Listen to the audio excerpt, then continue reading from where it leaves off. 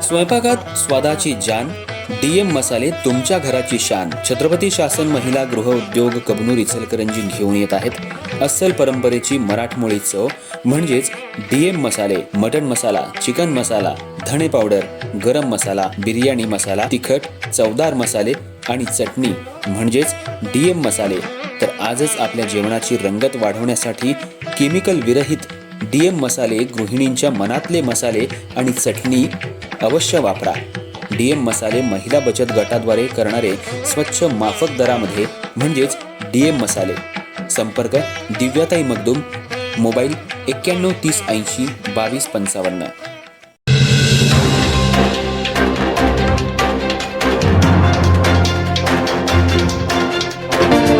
नमस्कार, मी तेजस्विनी मगदूम. एम मराठीमध्ये आपल्या सर्वांचं स्वागत आहे. पाहुयात ठळक घडामोडी.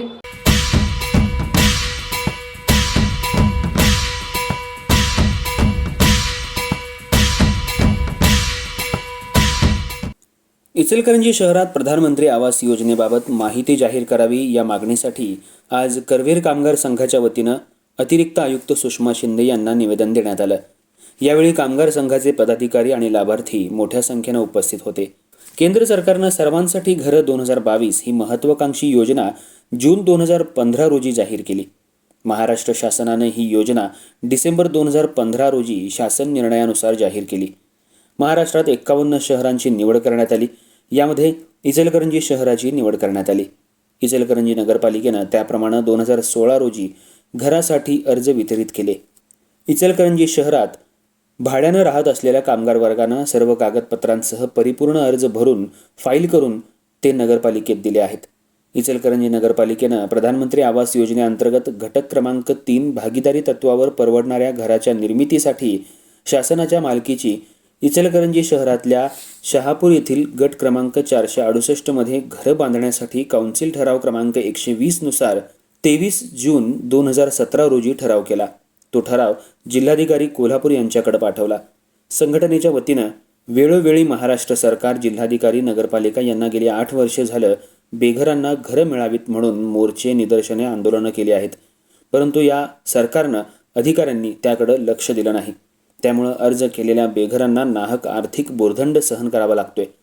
इचलकरंजी महानगरपालिकेनं जिल्हाधिकाऱ्यांकडे पत्रव्यवहार केलाय. परंतु केंद्रातल्या सरकारनं आणि महाराष्ट्र सरकारनं प्रधानमंत्री आवास योजना टप्पा क्रमांक 2 जाहीर केलाय आणि अर्ज मागवलेले आहेत. आवास योजनेसाठी पूर्वी दिलेल्या अर्जांचं काय करणार याचा खुलासा करावा. पूर्वी दिलेले अर्ज जास्तीत जास्त ऑनलाईन भरले आहेत. त्यामुळे ऑनलाईन भरलेल्या अर्जाचा पूर्णपणे विचार व्हावा. गोरगरीब कामगारांना त्याचा लाभ मिळावा. घरासाठी इचलकरंजी शहरातील 3500च्या वर कामगारांनी इचलकरंजी नगरपालिकेत परिपूर्ण अर्ज भरून दिले होते. 3 मार्च 2025 रोजी शिष्टमंडळानं लेखी निवेदन दिलं होतं. त्याचंही उत्तर युनियनला अद्याप मिळाले नाही. गट नंबर 468 या जागेवर कंपाऊंड केलेलं असून ती जागा विकास कामाला 3 वर्ष करारानं दिली असल्याचं समजतं. इचलकरंजी शहरात जागा नसल्यानं प्रधानमंत्री आवास योजना 2 ही कशासाठी जाहीर केली हे जाहीर होणं आवश्यक आहे. प्रधानमंत्री आवास योजना 1 ची अंमलबजावणी न करता आवास योजना 2 ही जाहीर करणं त्याचा आम्ही संघटनेच्या वतीनं केंद्र सरकारचा आणि इचलकरंजी महापालिकेचा, राज्य सरकारचा जाहीर निषेध करत आहोत. प्रधानमंत्री आवास योजना टप्पा क्रमांक 2 साठी जागा कुठं निश्चित केलेली आहे त्या जागेचा खुलासा होणं आवश्यक आहे. या नवीन आवास योजनेमुळे गोरगरीब झोपडपट्टीधारक कामगार कष्टकऱ्यांचं आर्थिक नुकसान झालंय आणि शासनाची दिवाळखोरी जाहीर झालेली दिसतेय. इचलकरंजी नगरपालिकेत या प्रधानमंत्री आवास योजनेची अंमलबजावणी कशा प्रकारे करावी म्हणून ठाणे, पनवेल येथील अधिकारी घेऊन सेमिनार घेतलेला होता हे महत्त्वाचं आहे असं या निवेदनात म्हटलंय. यावेळी कॉम्रेड हनुमंत लोहार, महेश लोहार, शमीर दानवाडे, दादासो जगदाळे, मीना भोरे, दादू मगदूम, उर्मिला माने यांच्यासह संघटनेचे पदाधिकारी, लाभार्थी मोठ्या संख्येनं उपस्थित होते.